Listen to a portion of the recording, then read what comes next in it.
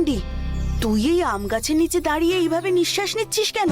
নিঃশ্বাস না, বল গন্ধ শুকছি। এই আমের গন্ধ যে আমার কি ভালো লাগে। সে কি, এখন আমের গন্ধ তুমি পাচ্ছ কোথা থেকে?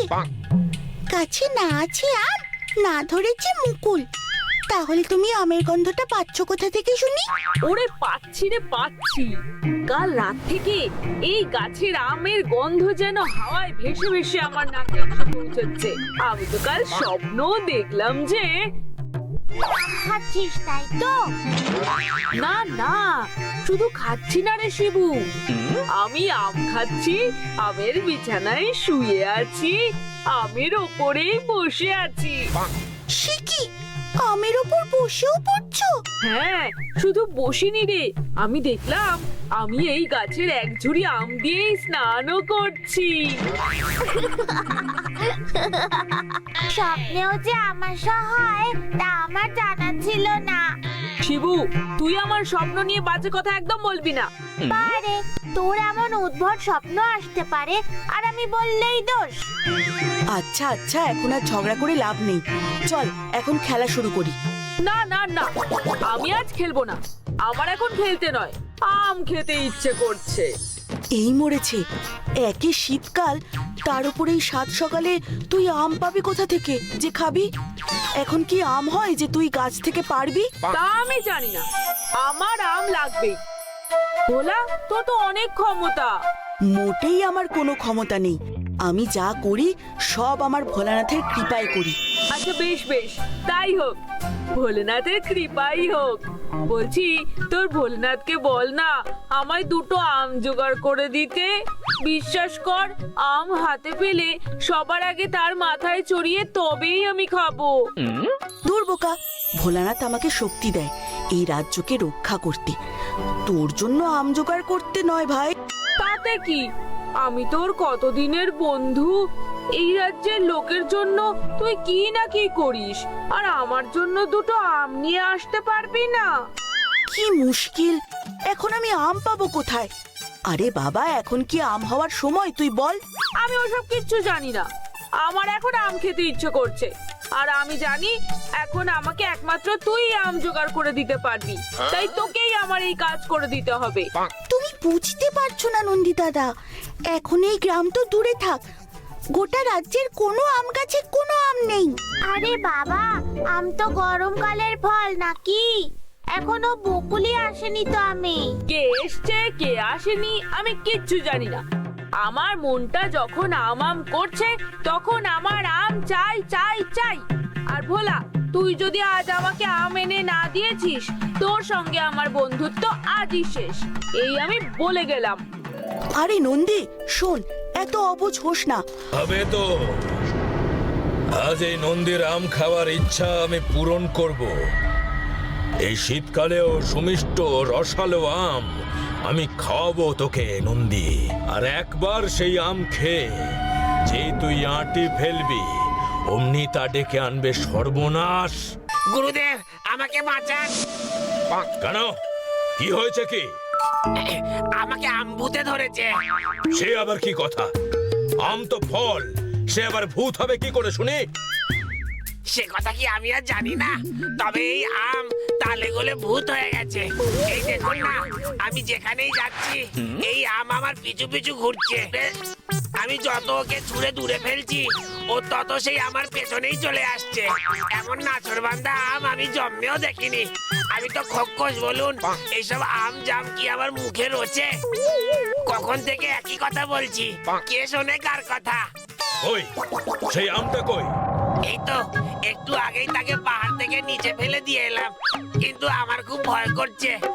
আবার যদি সে আমার কাছে আসে, আমি আম খাবো না। নিজেকে এরকম যেচে পড়ে খাওয়াতে চাওয়া আম আমি কোশমিন কালেও দেখিনি। বেটা মরকট খোকস, তুই কিনা আমটাকে ফেলে দিয়ে এলি? যা, এক্ষুনি যা বলছি, নইলে আমি কিন্তু তোকে চরম শাস্তি দেব, এই বলে দিলাম। ও যাচ্ছি তো, কি জ্বালা, বলা নেই কওয়া নেই, একটা আমের তারা খাইয়ে এখন ওই আমি নাকি ওনার লাগবে। এই তো সেই আম। গুরুদেব, আমাকে খাদে নামতে হবে না, ওই আম আপনা হতেই আবার আমার পিছুতে এসে গেছে। ওই দে, দে বলছি, দে। এই আমি হবে আমার সব থেকে বড় হাতিয়ার, দেখবি, দেখ তবে। ওং রিং আম্রপালি আহ্বামি, ওং রিং ফট আম্রপালি আহ্বামি।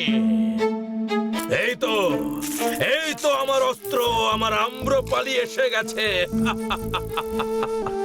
প্রণাম ভিমানী মহারাজ, বলুন কি করতে পারি আমি? কেন আমায় স্মরণ করলেন? আম্রপালি, আমার এই আস্তানায় তোমাকে স্বাগত। আমি জানি তোমার ক্ষমতা অসীম। তুমি এই ধরাধামের যে স্থানে নিজের বৃক্ষ স্থাপন করো, সেই স্থানে প্রাণের চিহ্ন থাকে না। আর এ কথা জেনেই আমি তোমাকে স্মরণ করেছি। কিন্তু আপনার মতো একজন ক্ষমতাবান অশুভ শক্তির সাধকের আমাকে কি প্রয়োজন পড়লো মহারাজ? আমার ক্ষমতা যাই থাক, তা তো আপনার কাছে নিমিত্ত মাত্র। আপনি তো চাইলেই আমার থেকে অনেক বেশি ক্ষমতা প্রয়োগ করতে পারেন। তাহলে পরিস্থিতির হাতেই আজ আমার সব ক্ষমতা একেবারে জল হতে বসেছে আম্রপালি। আমার বড় সাধ ছিল এই ধরাধামে আমার আরাধ্যা দেবী কংসাবতীর মন্দির সহ অশুভ রাজ্য স্থাপন করার। সেই স্থানও আমি খুঁজে পেয়েছি, কিন্তু সেই স্থান আমি দখল করতে পারছি না। সেই স্থানের নাম হলো কৈলাসপুর। কিন্তু কেন মহারাজ? আপনার পক্ষে তো কিছুই অসম্ভব নয়। জানি আম্রপালি, কিন্তু এক্ষেত্রে যে আমার লড়াই শুধু নিতান্ত মানুষের সঙ্গে নয়, সঙ্গে এক শুভ শক্তির ধারক ও মহাদেবের কৃপাধন্য বালক ভোলার সঙ্গে। তার ক্ষমতা যে যোগায় স্বয়ং ভোলানাথ। বুঝেছি, কিন্তু প্রভু মহাদেবের আশীর্বাদ যার উপর আছে, তার সঙ্গে কি আমি পারবো? পারবে আম্রপালি, তুমি পারবে। আমি তোমাকে সেই পন্থা বলে দেব, তোমার দ্বারাই সম্ভব হবে সেই কাজ। শোনো আম্রপালি, তুমি প্রথমে ছলনা করে ওই ভোলার এক বন্ধু নন্দীকে একটা আম খাওয়াবে। যে আম খাওয়ার পরে সে অসুস্থ হয়ে পড়বে, আর সেই আমের আটি সে যেখানেই ফেলবে, সেখানে তুমি বিস্তার করবে নিজের সাম্রাজ্য। তারপর তোমার আম্র সৈন্যদের মাঠে নামিয়ে দিয়ে কৈলাসপুরের সবাইকে প্রাণে মারবে, আর অন্যদিকে তোমার দেওয়া আম খেয়ে ওই নন্দী যাবে চির নিদ্রায়। নন্দীর এই অবস্থা দেখে ভোলা তাকে নিয়েই মেতে থাকবে, তাই তোমার কাজে আর কোনো বাধা থাকবে না। সত্যি যদি তা সম্ভব হয়, তাহলে আমি এ কাজ অবশ্যই করব। দেবী কংসাবতীর জন্য আমি আমার জীবন দিতেও প্রস্তুত। সাবাস সাবাস আম্রপালি, তোমার কাছ থেকে এই রূপ উত্তরই আমি আশা করেছিলাম। তুমি এবার এক ছদ্মবেশ ধারণ করে সবার আগে কৈলাসপুরে যাও। এই পাকা আমের গন্ধটা আমার নাকের কাছ থেকে যাচ্ছেই না। আর যত এই গন্ধটা আমার নাকের কাছে আসছে, ততই আমার মনটা আম করে উঠছে। ইস, একটা যদি আম পেতাম। ভোলাকে তো বললাম, কিন্তু ও কি পারবে আমার জন্য আম নিয়ে আসতে? না, পারলে তো ভোলাই পারবে। ওর ওপর ভোলেনাথের কৃপা আছে বলে কথা। আচ্ছা, তার মানে এই সেই ভোলার বন্ধু যার আম খাওয়ার বড় শখ। খাওয়াচ্ছি, দাঁড়া। এমন আম খাওয়াবো যে তুই তো চোখ বুঝবি। তার উপর আমার আঁটি থেকেই আমি বিস্তার করব আমার সাম্রাজ্য, যাতে তোর এই রাজ্যের সবাইও চোখ বুঝবে একে একে। কি বাবা নন্দী, তুমি এখানে একা একা বসে আছো যে? এ কি, তুমি কে গো বুড়িমা? তুমি আমার নাম জানলে কি করে? আমি সব জানি, শুধু তাই নয়, তুমি এখন সব থেকে বেশি যা করতে চাইছো তা তোমাকে নিমেষেই দিতে পারি। পারবে না গো বুড়িমা, আমার এখন যা করতে ইচ্ছে করছে তা পূরণ করার ক্ষমতা কারুর নেই, কারণ এখন তা হয়ই না। কে বলেছে হয় না? আমি তো জাদু জানি। আমার জাদু দিয়ে আমি সব করতে পারি। বলো না, তোমার এখন কি করতে ইচ্ছে করছে? বলছি তো পারবে না। আমার এখন আম খেতে ইচ্ছে করছে। তুমি পারবে আমাকে এখন আম দিতে, তাও এই শীতকালে? কেন পারবো না? এই নাও, খাও। আম! তোমার কাছে এ আম কোথা থেকে এলো গো? বললাম না, আমি জাদু করে যা ইচ্ছা তাই করতে পারি। এ আম যে সে আম নয়। তুমি এই আমের আটি যেখানে ফেলবে সেখানেই আস্ত একটা আম গাছ গজিয়ে উঠবে, আর সারা বছর সেখানে আম হবে। সত্যি বলছো? এই আমটা খেয়ে তার আটিটা ফেলেই দেখো না। খাও খাও, খেয়ে আটি ফেলো, তারপর আবার তোমার সঙ্গে আমার দেখা হবে, তবে অন্য রূপে।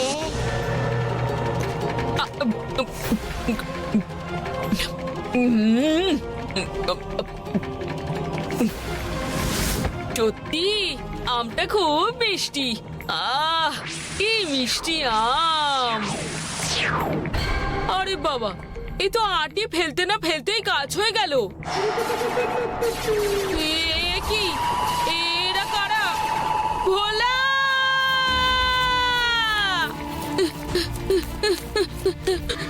ভোলা!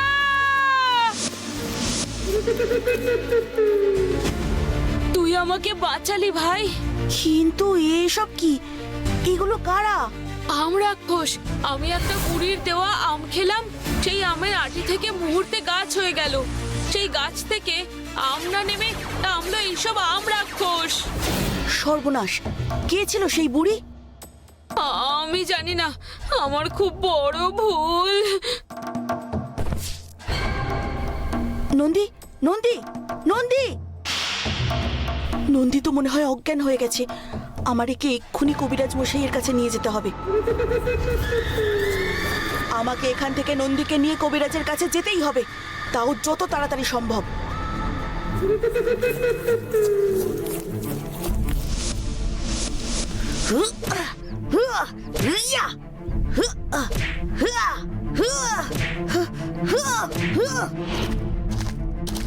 ওই দেখো শিবু দাদা, ভোলা দাদাকে কত আমরাক্ষস ঘিরে ধরেছে।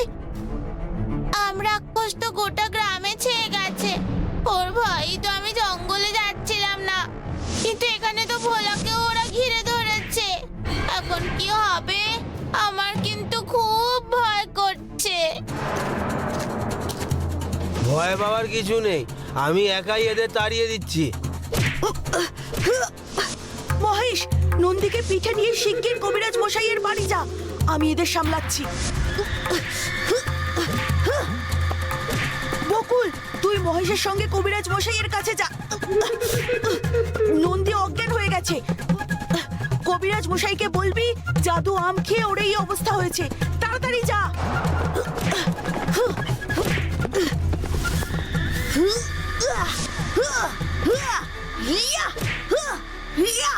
তোরা যা, আর দেরি করিস না, নন্দীকে সুস্থ কর আগে।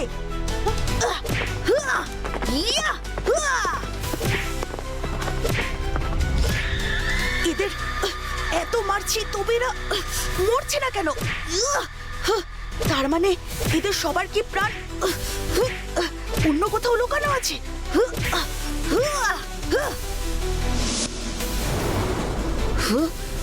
এই গাছ থেকেই তো এদের সবার জন্ম। তবে কি এই গাছ নষ্ট করলে তবেই?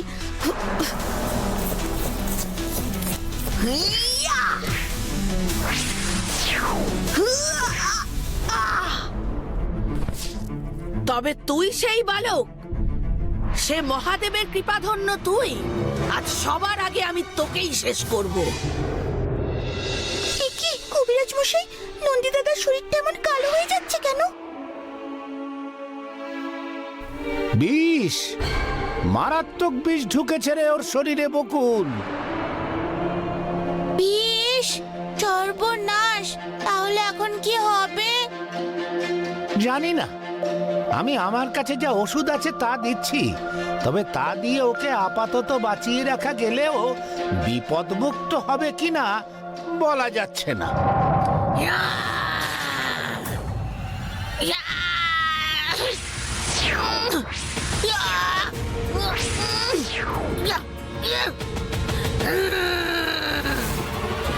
এবার তোকে আমি আছড়ে মেরে ফেলবো, তারপরেও যদি তুই না মরিস, আমার এই বিশাল দেহ আমি তোর ওপর চাপিয়ে দেব, তোকে তখন মরতেই হবে।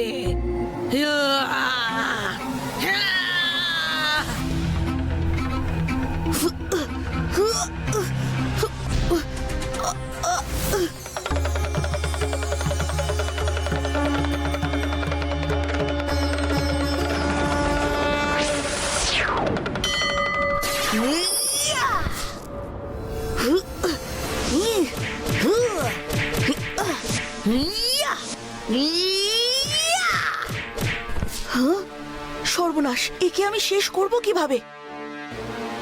তবে কি ওই জ্বলন্ত আঁটিতেই লুকিয়ে আছে এর এবং বাকি সবার প্রাণ? দেখতে হচ্ছে তো।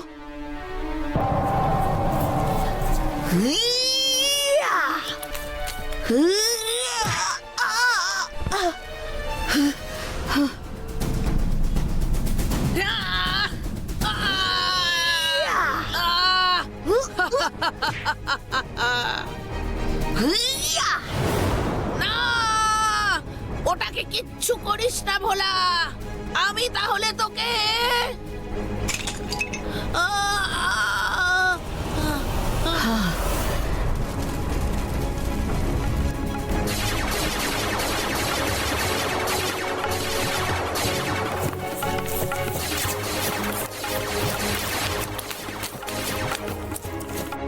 যাই, এবার নন্দীর কাছে যেতে হবে আমায়।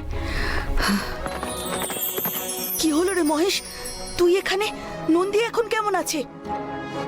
ভোলা, কবিরাজ মশাই বললেন নন্দী এখন সম্পূর্ণরূপে বিপদমুক্ত। জয় ভোলানাথের জয়। বাবার কৃপাতেই নন্দীও ঠিক হয়ে উঠল, আবারও আমাদের কৈলাসপুর রক্ষা পেয়ে গেল। আজ আমরা পড়ব বিজ্ঞান। এই বিজ্ঞানের হাত ধরেই আমাদের মানুষের জীবনে অনেক পরিবর্তন আসতে চলেছে। সৃষ্টির আদিকাল থেকে এই বিজ্ঞান আমাদের সঙ্গে থাকলেও আমরা কিন্তু ক্রমে তা বুঝেছি এবং আবিষ্কার করেছি। তার মানে বিজ্ঞান বরাবর ছিল। একেবারেই তাই। আর্যভট্টের শূন্যের আবিষ্কার, তার সাথে মহাকাশের চাঁদ, সূর্য এবং অন্যান্য গ্রহ নক্ষত্রের অবস্থান সবই তো বিজ্ঞান।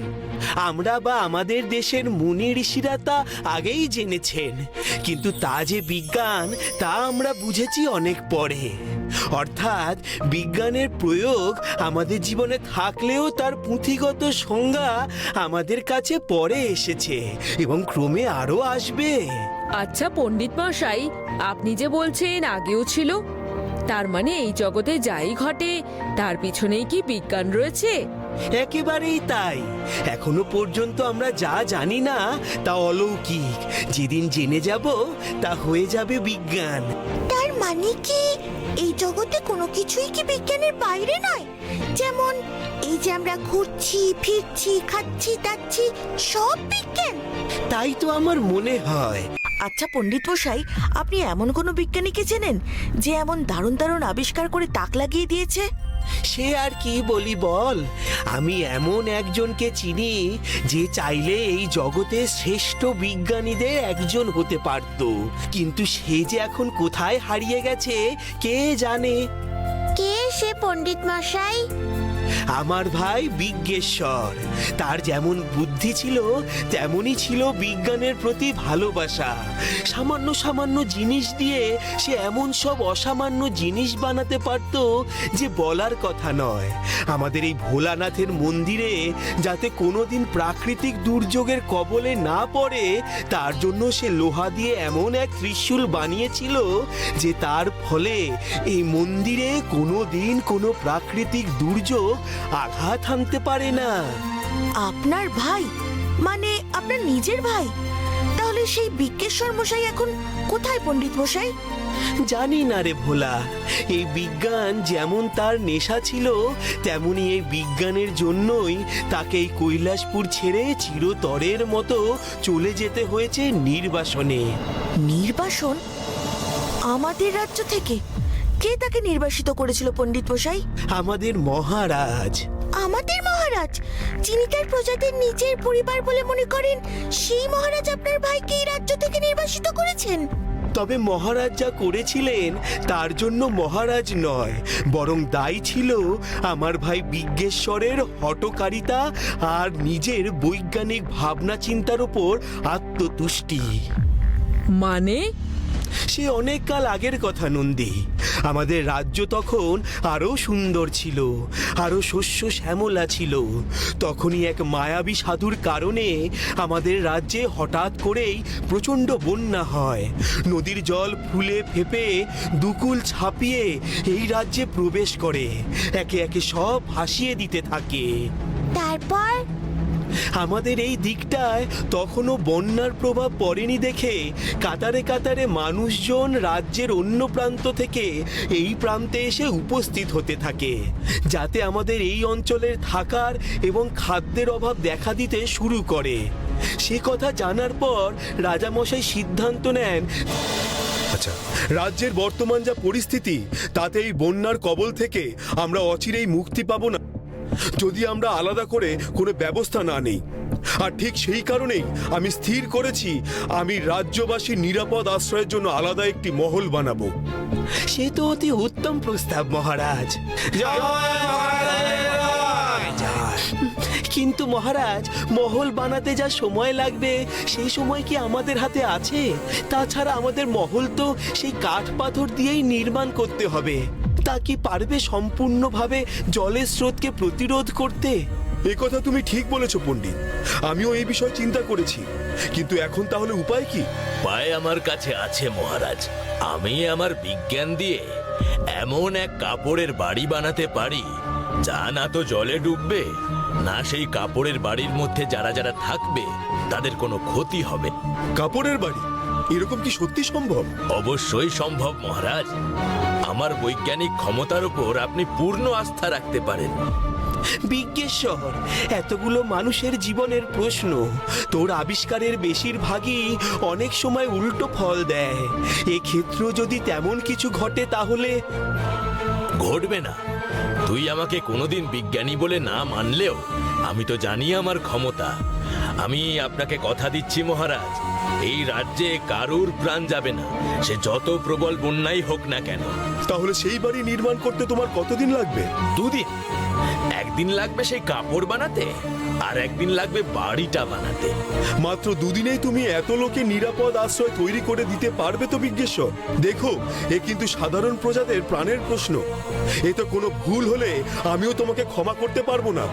আপনি নিশ্চিন্তে থাকুন মহারাজ, আমি আপনাকে কথা দিচ্ছি আমার বৈজ্ঞানিক আবিষ্কার কাজে লাগিয়ে আখেরে আপনার নাম বাড়বে, বই কমবে না। নাম নয় বিজ্ঞেশ্বর, আমার লক্ষ্য এই এতগুলো মানুষের নিরাপত্তা দেওয়া। আর আমার এই আবিষ্কারের পর আপনি আমাকে শুধু এই রাজ্যের নয়, বরং গোটা জগতের শ্রেষ্ঠ বিজ্ঞানীর পদমর্যাদা প্রদান করবেন। তারপর সেই কাপড়ের বাড়ি বানাতে পারলেন আপনার ভাই? পারলো, কিন্তু কোনো কাজ হলো না। তার মানে বন্যার জল আটকাতে পারেনি সেই কাপড়ের বাড়ি? শুধু পারেনি তাই নয়, সেই কাপড়ের বাড়ির মধ্যে আমার ভাইয়ের কথায় ভরসা করে যারা যারা প্রবেশ করেছিল তারা কেউ আর প্রাণে বাঁচেনি। ও সেই কাপড় এক বিশেষ গাছের ছাল দিয়ে বানিয়েছিল, যা ছিল মানুষের জন্য বিষাক্ত। দিনের পর দিন সেই কাপড়ের মধ্যে থাকতে থাকতে তার ভিতরে থাকা প্রতিটা মানুষ মারা যায়। আচ্ছা, আপনার সেই ভাই এখন কোথায় পণ্ডিত মশাই? জানি না ভোলা। আমার ভাই বিজ্ঞেশ্বর এখন কোথায় কি অবস্থায় আছে তা কিছুই আমি জানি না।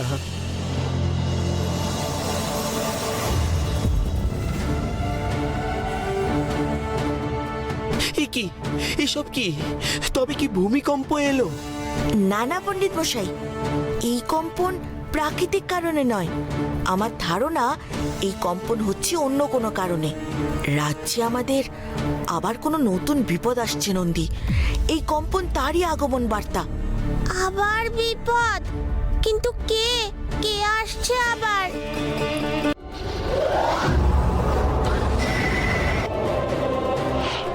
কৈলাসপুর বিজ্ঞেশ্বর ফিরে এসেছে। একদিন আমার বৈজ্ঞানিক ক্ষমতাকে অগ্রাহ্য করে আমাকে অপমান করে এই রাজ্য থেকে তাড়িয়েছিলে, তাই না? আজ আমি ফিরে এসেছি আমার সব বড় বড় আবিষ্কার নিয়ে। তবে আমার আবিষ্কার আর কৈলাসপুরের উপকার নয়, করবে চরম ক্ষতি। আমি কথা দিয়েছিলাম আমি আর কৈলাসপুরের মাটিতে পা দেব না, তাই এই ব্যবস্থা।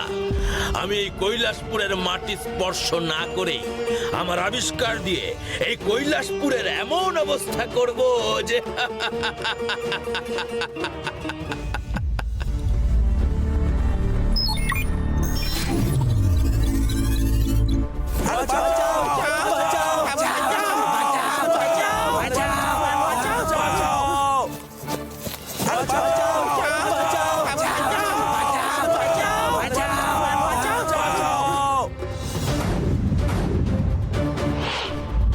এত মানুষের চিৎকার শোনা যাচ্ছে, মানে নিশ্চয়ই কোনো বড় বিপদ এসেছে। আমাদের এক্ষুনি ওখানে যেতে হবে। আরে কি বিপদ না জেনে বিপদের সামনে যাওয়াটা কি উচিত হবে? উফ, সামনে না গেলে জানবো কি করে বিপদটা কি? নন্দী দাদা, এখানে আর দেরি করলে চলবে না। বলে দাদা, চলো যাই। দাঁড়া, তোরা একা নয়, আমিও যাব তোদের সাথে। কেন জানি না মন বলছে এবার বড় বিপদ এসেছে। ভোলা, তুই এখানে? আমি তোকে খুঁজতে যাচ্ছিলাম। কেন দিনু কাকা, কি হয়েছে? সর্বনাশ হয়ে গেছে ভোলা, আমাদের গ্রামের বাইরে শত্রু আক্রমণ করেছে। আকাশে কি বড় একটা পাহাড় ঝুলছে, তার মধ্যে থেকে সব লোহার মানুষেরা নামছে আর গোলাগুলি ছুঁড়ছে। সে কি? কিন্তু এইভাবে বাইরের কেউ আমাদের রাজ্য আক্রমণ করলোই বা কেন? এ ওই ভীমানির চাল নয় তো? তাছাড়া আবার কি ওই হবে?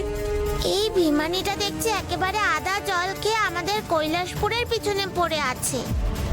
সেও যা খেয়েই পড়ে থাকুক না কেন শিবু, আমি আর আমার ভোলানাথ থাকতে এই কৈলাসপুরের কোনো ক্ষতি না আগে কেউ করতে পেরেছে, না ভবিষ্যতে পারবে।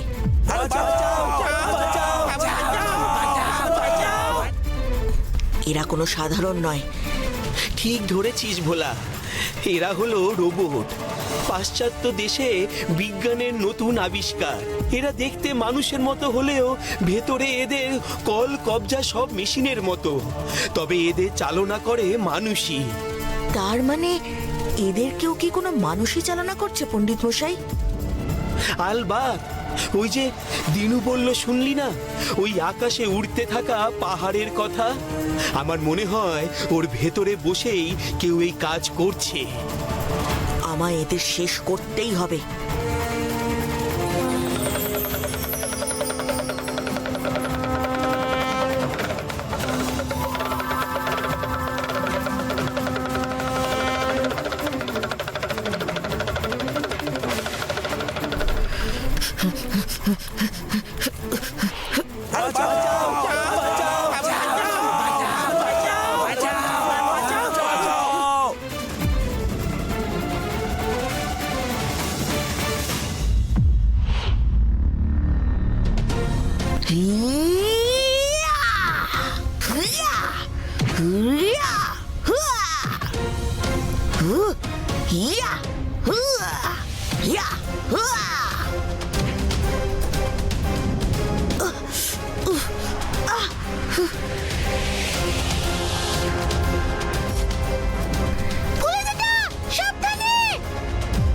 এইভাবে হবে না, আমাকেও যেতে হবে। ভোলা একা কিছু করতে পারছে না। কিন্তু যেখানে ভোলা কিছু করতে পারছে না, সেখানে তুই কি করবি? জানি না, কিন্তু ভোলাকে এইভাবে মার খেতে আমি দেখতে পাচ্ছি না।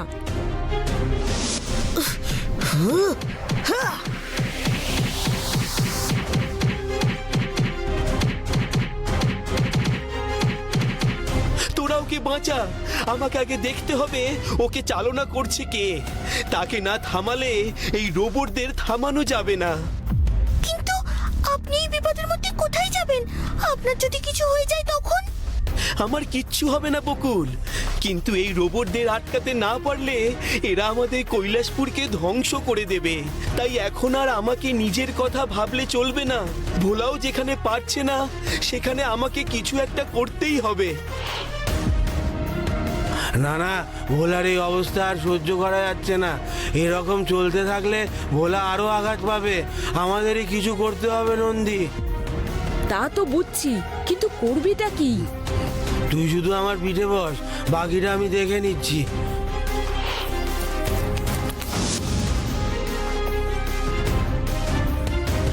নন্দী, ভোলাকে মাটি থেকে তুলে নিয়ে আমার পিঠে বসা, তারপর চল আমরা উড়ে যাই। এদের বেশিক্ষণ আটকে রাখা যাবে না। ঠিক বলেছিস মহেশ, দাঁড়া আমি যাচ্ছি।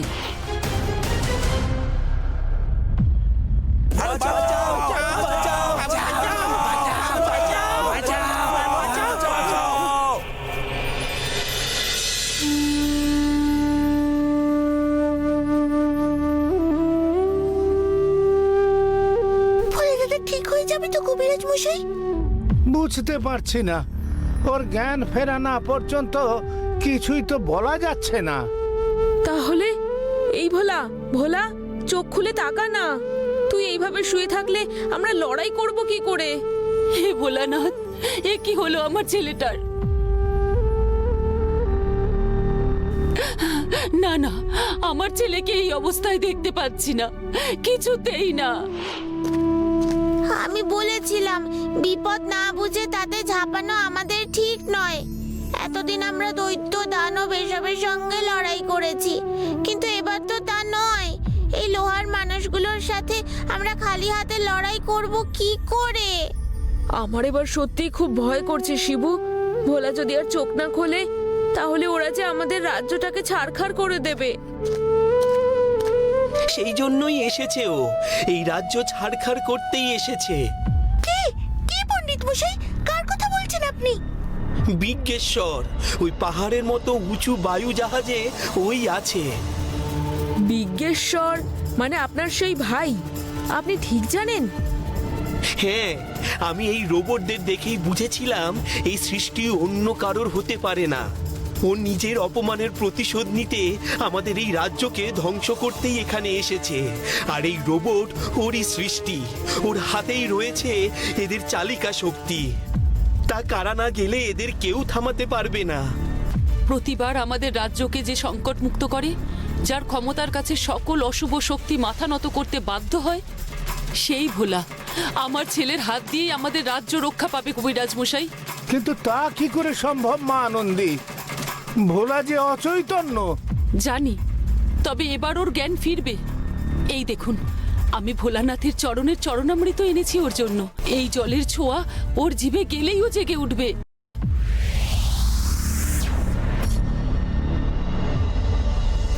মা, মা গো।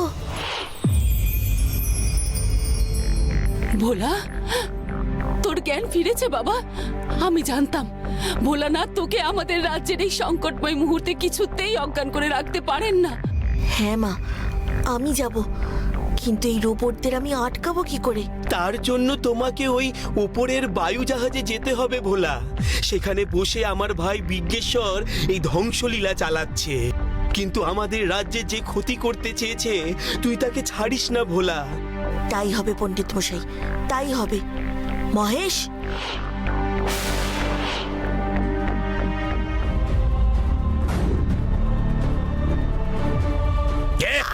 কে তুই? আমার পরিচয় তুমি মুখে নয়, কাজে পাবে বিজ্ঞেশ্বর। জয় ভোলানাথ।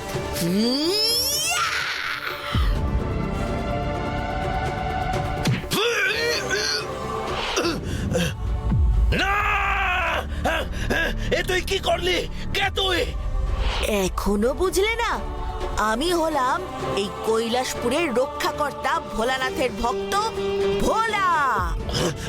খবরদার, খবরদার আমার কাছে আসবি না, না হলে কিন্তু আমি এটা তোর দিকে ছুড়ে দেব। তুই কিন্তু এক্ষুনি মরে যাবি। হিয়া! হিয়া!